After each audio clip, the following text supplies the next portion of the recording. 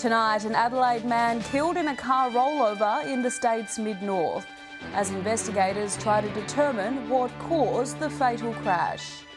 And tearing down trees and destroying benches, thoughtless vandals trash a popular Port Lincoln reserve. From our 7 Spencer Golf Studios, your nightly news with Madeline Kerr begins now. Good evening, thanks for joining us. The region's roads have claimed another victim following a crash at Willowy on Sunday morning. Reporter Daniel Pizarro has the latest. Police were called to Willowy Road following reports of an accident near Willowy just before 1 a.m. on Sunday morning. Emergency services found a Volkswagen van with a 63-year-old man from the Adelaide suburb of Mawson Lakes inside with severe injuries.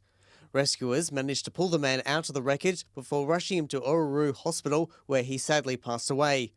Crash investigators are now at the scene assisting local police with their investigation. The cause of the crash is yet to be determined. Police say this is the 48th death on SA roads this year, compared to 65 same time last year.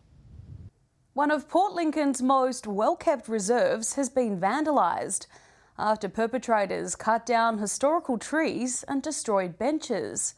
School groups having to change the way they play in the park, whilst volunteers are left to pick up the pieces. Brinkworth Reserve pushed to the brink. Kindergarten students left saddened after their favourite play space was destroyed. It's not fair. No, it's not fair. We do not like that people did this to our park. Volunteers of the Brinkworth Reserve were shocked to find parts of the park vandalised. It's alleged that perpetrators entered the park late Saturday night, cutting down trees and destroying benches. It's the first real vandalism we've had here in 25 years, so it just seems to us a little bit mindless. We can't work out why people would do that. Kindy students who visit the reserve every Friday impacted the most. So some trees got cut down and I feel sad about it. Students forced to play differently as shards of glass scattered the ground. Yes, we've had to change some of our rules for play today. So children normally are able to take their shoes off and climb our beautiful Moreton Bay fig tree, and we've had to say you need to keep your shoes on.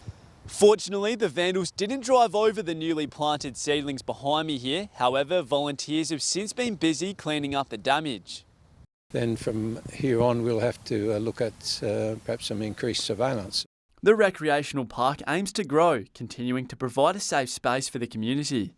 One child commented last time, it's just a magic day when we come here. So you can understand how it must feel to see some of that magic destroyed. Henry Millick, 7 Spencer Golf News.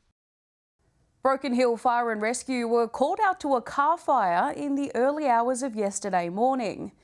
Crews found the vehicle well alight in Wolfram Street, just behind Jubilee Oval. The car is believed to belong to a local tradesman who lost $1,000 worth of tools in the blaze. Anyone with information is urged to contact Broken Hill Police Station. A day at the footy has turned into a police investigation after an Aboriginal elder was allegedly assaulted by several children in Port Augusta. While no physical injuries were reported, the elder says he's worried about the children's behaviour and the possible outcomes.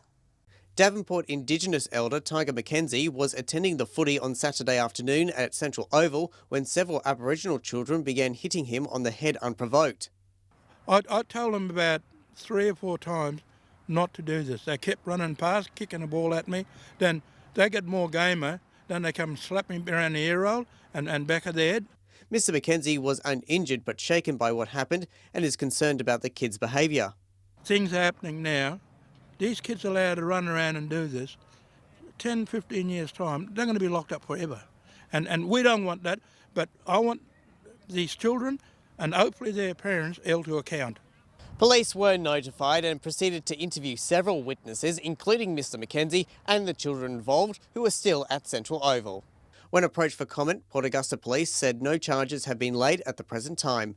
Daniel Pizarro, 7 Spencer Golf News. Still to come tonight, talented Eyre Peninsula artists recognised for their work at the 10th Annual Fame Awards. And Broken Hill locals get crafty in Sturt Park, raising money and awareness for a good cause.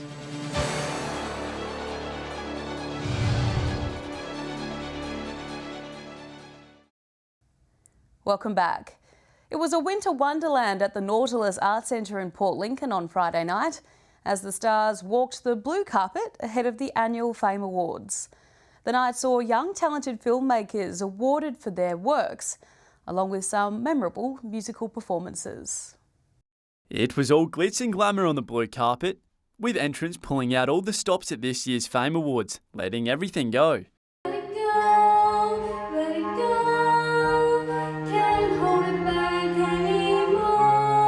Guests arrived at the Nautilus Arts Centre posing for the paparazzi ahead of a night filled with awards.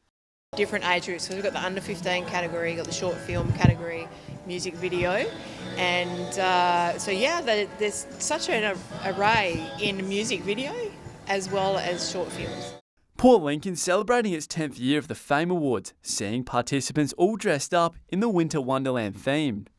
It's fantastic just to see the local talent be able to present what they do through the films, use their imagination, their creativity. It's fantastic. Young filmmaker Oscar Brown returning to the awards night in the under 15s category.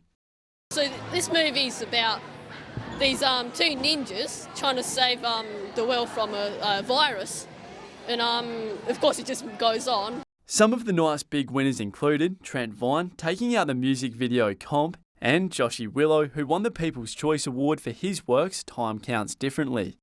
Ellie Cheeseman winning the Industry Incentive Award. She entered last year and she just is amazing with her filmmaking. So it's a real, Coach's Trophy Encouragement Award for her. The event was capped off with music from the Port Lincoln City Band, wowing the crowd throughout the night with their performances.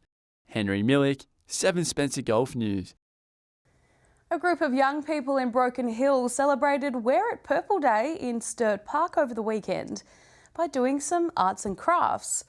The all-ages event was a chance for participants to show off their creativity and artistic talents. It was a beautiful day to do some craft in the park. Making badges and painting banners all part of the fun. But more importantly, showing up and being an ally. There's been so much to do really throughout the whole thing, so not a single time looking for stuff to do, never bored. It's been great meeting new people and just seeing a bunch of things. I mean, it's incredible, yeah. Throwing the event in Sturt Park meant people of all ages could come along and enjoy getting creative. I've been to a couple -18 events in the past, and that's an organisation for LGBTQIA youth, and they've been really fun even though they've been online, during COVID and stuff. And I thought that'd be really fun, to hold in real life as well. Organisers also happy with the turnout for the event, with people coming and going throughout the afternoon.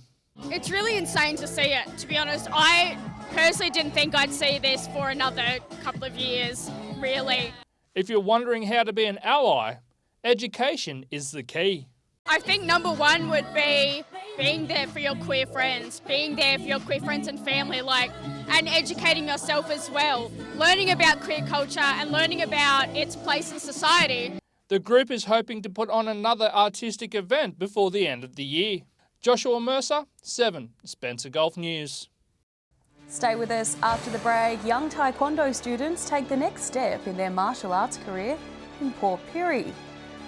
And Broken Hill's winter basketball season deemed a success thanks to the unusual way teams were decided.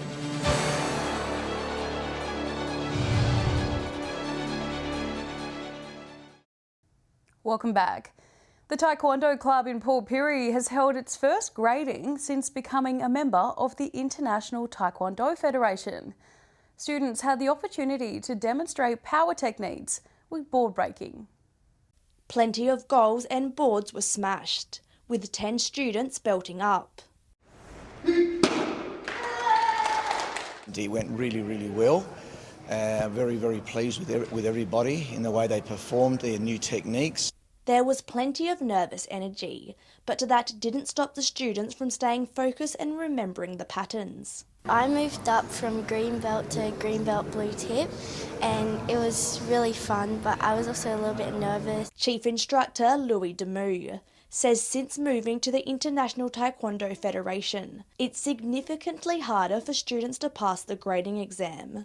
Things like form, patterns, kicking and sparring, all taken into consideration. Slowly, we're really getting there. We're really striving to get to the top. The next grading will take place in December, giving the students the opportunity to practice. We've learnt the new ITF, we've had a good master teaching us, and I won a medal and a trophy, and I'm happy with that. To learn more about Port Pierie's Taekwondo Club, visit their Facebook page, Port Pirie Full Impact ITF Taekwondo. Annabelle Francis, 7 Spencer Golf News. Go-karters from across the Spencer Gulf burnt some rubber on the Whaler track over the weekend, with Mount Young Raceway hosting its annual city titles. Organiser Chris Page working tirelessly to get the track ready for the weekend's big meet.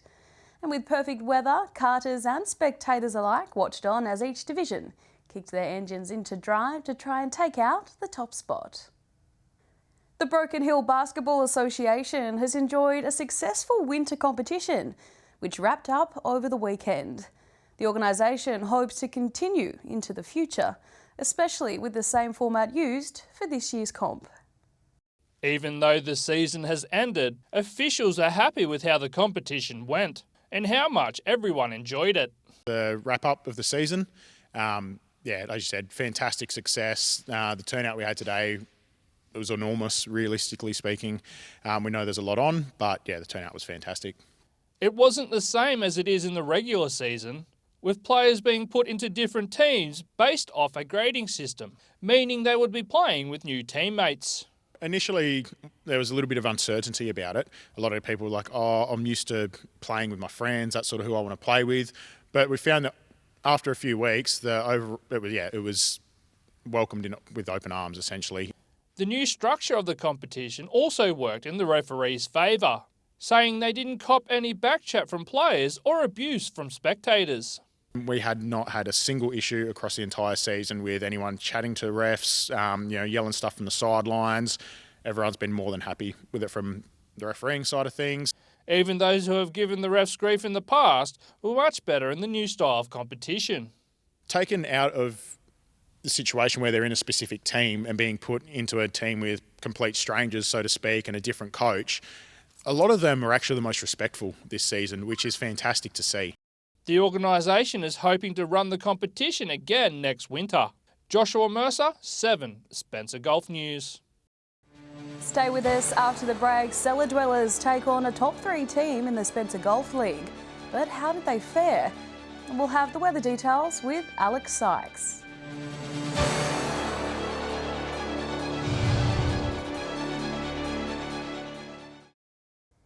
Welcome back. There was some high-stakes football being played over the weekend, with leagues across the Spencer Gulf playing semi-finals or their last match before entering finals. It was make or break for some teams, as Annabelle Francis explains. There were some tough games of football played over the weekend, with some semi-final and grand final sides set in stone. Others played their last match of the season. Starting with the Spencer Golf League, there was a lot at stake as they entered round 17, the last round before the finals commence. Third on the ladder South took on bottom of the ladder West, and having not won a game all season, I'm sure they were glad to hear that final siren. South dominated throughout the match, winning by 76 points, but there was still some solid performance by West players. In particular by Aaron Toome, Michael Curley, Cade Ackland, Lachlan Woodford and Jake Gower. The best players in South were Kristen Thompson, Paul Glass, Azil Stewart, Karan McKenzie and Billy Joe Russell. Top goal scorers were Edward Haynes, Trent Ritter and James Weir, all scoring 3 goals. Top dog Sollies took on Centrals. As expected, it was a thrashing, with Sollies taking the win by 80 points. This was Central's last match of the season, finishing 5th on the ladder. Port Pirie sides Port and Lions battled it out. Port put up a fight, but the Lions were too good, winning 143-49, proving they are worthy of that second spot on the ladder and are a team to watch come finals. Now to Port Lincoln. The semi-final took place between Lincoln South and Wayback. From the start, South were the stronger side, scoring 6 goals in the first quarter. The final scores were 73-43. Next week, Marble Range will take on Tasman Roosters. Over to Whyalla. Footballers in Whyalla also entered their last round before finals begin. 5th on the ladder North took on 3rd on the ladder West. West won 102-65, and despite it being North's last match, they still played a good game and should feel confident about next season. Rapina took on South and will go into finals with much needed confidence as they won by a huge 142 points. They could be a side to watch out for in finals. Top of the ladder Central took on 2nd on the ladder Waroona Bay, and it was an exciting game to say the least. It was close, but in the end, Waroona came out on top 103-89. In Broken Hill, the semi-final between Central and North took place, and it was a close match, with Central winning by 10 points. They will take on South next week. That's it for Footy Wrap this week. Tune in tomorrow for all the other sporting results from across the region. Annabelle Francis reporting there. Time now to take a look at what's happening in the weather with Alex Sykes. Alex, plenty of showers across the region today. Yeah, that's right, Maddie. There was rain just about everywhere except for Port Augusta and Port Lincoln. Cleve saw the most rain in our region, recording around 7 millimetres in just a few hours, bringing the town's total rainfall this month to around 80 millimetres, more than twice the amount recorded this time last year. Temperatures-wise, Cleve maxed out at 13 degrees today. 19 was the top temp in Port Pirie, while Port Augusta reached 21.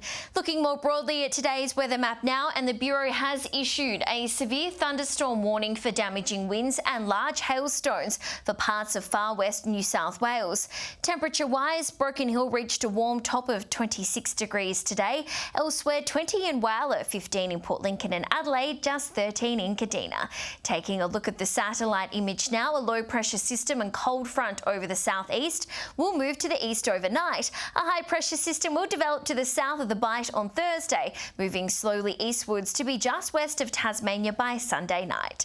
Moving on to tomorrow's weather outlook now, and we'll start with the Gulf waters. Southwest to southerly winds 10 to 25 knots, seas between 1.5 to 2.5 metres, decreasing to 1 metre sometime during the morning. South to southwesterly swell up to 2.5 metres. Port Lincoln will be cloudy tomorrow, heading for a top of 15 degrees there. Down to 7 in Cleve tonight, 14 tomorrow. Woodner cloudy and 16 degrees. Whyalla partly cloudy and set to reach a top of 16 degrees there. Partly cloudy in Port Augusta, 18 is the high, 6 is the low. Cloudy in Kadina, 15 degrees after an overnight low of 7 tonight. Morning rain in Port Pirie set to reach a top of 16 degrees there. A shower of 2 and 12 in Clare, and Broken Hill be partly cloudy on Tuesday, heading for a top of 17 degrees. Taking a look further through the week now, 21 degrees in Cooper Pedy and Port Augusta on Wednesday, sunny and 17 in Broken Hill, partly cloudy in Port Pirie and Woodner, both heading for a top of 18 degrees. Taking a look at Thursday's outlook now, possible showers around Port Lincoln, 16 degrees there, 16 in Kadina and Adelaide as well, partly cloudy and 19 in Broken Hill and Port Pirie. Blue skies up north in Cooper Pedy, 23 degrees. And finally, taking a quick look at Friday's forecast now. Cloud coverage of varying degrees across the Spencer Gulf. Port Augusta set to enjoy another day in the 20s, 19 in Woodner and Port Pirie, 17 in Whyalla and Broken Hill. Speaking of Broken Hill, more broadly far west New South Wales, weather warnings are constantly changing and updating. So be sure to stay up to date with the very latest from SES and the Weather Bureau by checking online. And remember to stay safe. And that's all the weather from me for tonight. It's back to you, Maddie. Thanks for that, Alex. And that's the local news this Monday. I'm Madeline Kerr. From all of us here, thanks for joining us. I'll have updates a little later, but until then, enjoy your evening. Good night.